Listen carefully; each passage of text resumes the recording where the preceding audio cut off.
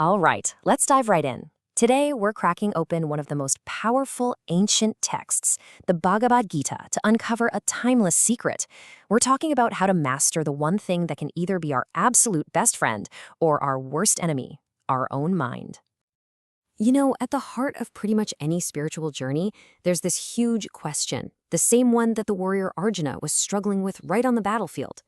To find real, lasting peace, do you have to just quit everything? Do you literally have to run off to the mountains and become a hermit? Well, the Gita just immediately flips this popular idea right on its head. It says a true yogi, a true renouncer, isn't someone who just stops working or stops participating in life. Not at all. The real secret is to keep acting, to do your duties, but to completely let go of the results. It's not about quitting the action, it's about quitting your attachment to the outcome. That's the game changer.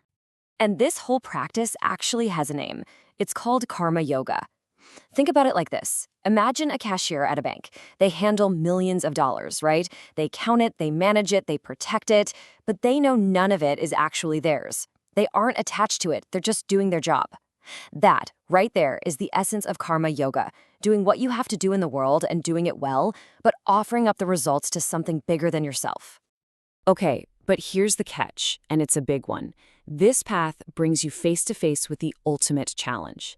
As the Gita says so clearly, your own mind can be your most powerful ally or your most destructive enemy. There is no middle ground. The entire battle is fought and won or lost right between your own ears.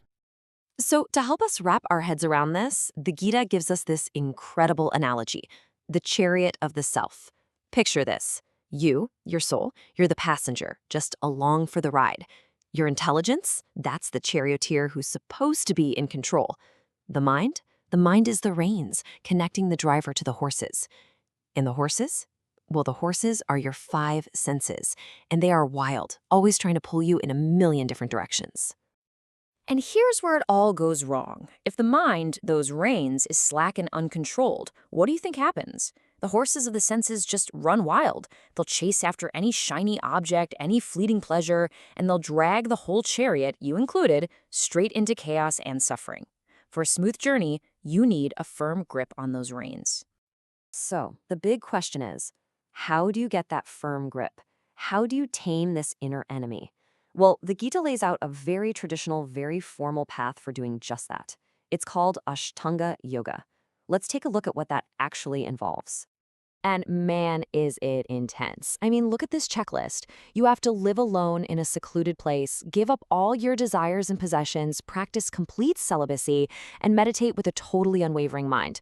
For most of us living in the world we live in today, this path just seems, well, pretty much impossible. And you know who agrees? Arjuna himself. He basically throws his hands up and says to his guide, Krishna, this is just too difficult. My mind is more restless than the wind itself.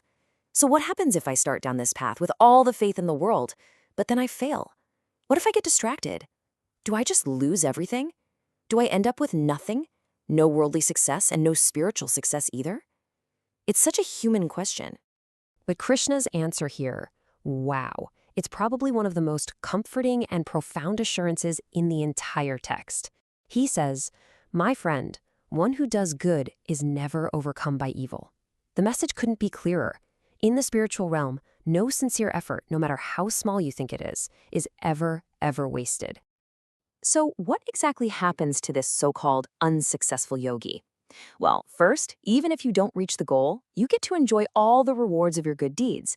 Then, you're reborn into a really supportive environment, maybe into a family of wise people or a wealthy family that gives you the perfect setup to pick up right where you left off. It's like your spiritual progress gets saved to the cloud, and in your next life, you're just naturally drawn back to the path to continue your journey. This brings up a really pivotal question, doesn't it? If that traditional meditation path is so incredibly hard and might even take lifetimes, then who does the Gita say is the greatest yogi of all? Is there a better, more direct way? Okay, so first, the Gita sets up a kind of spiritual ladder. At the very bottom, you have people who are just working for material stuff. A step up, you have those who are seeking knowledge or practicing austerity to purify themselves. But right at the top of that ladder is the yogi, the person who is actively trying to connect with the Supreme. So right off the bat, the yogi is in the highest category. But wait, it doesn't stop there. The text pushes it one step further. Of all the different kinds of yogis who are already at the top of the ladder, who is considered the absolute highest, the best of the best?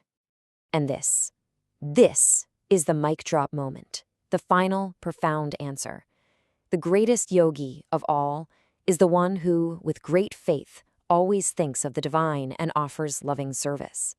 So the ultimate path isn't really about rigid control or extreme self-denial. It's about the consciousness behind your actions. It's about faith, love, and service. This path has a name too. It's called Bhakti Yoga, the yoga of devotion, and it's presented as the most sublime and honestly the most practical path because anyone can do it anywhere, anytime. You don't have to run away to a cave. You can turn your everyday life, your job, your family into an act of devotion, just like that bank cashier. And that leaves us with one final, powerful thought to chew on. What if the ultimate goal, the real secret to mastering the mind, isn't about finding freedom from the world, but about finding freedom in the world? It's about learning how to act with love and without attachment, and finding that unshakable inner peace right in the middle of all the chaos.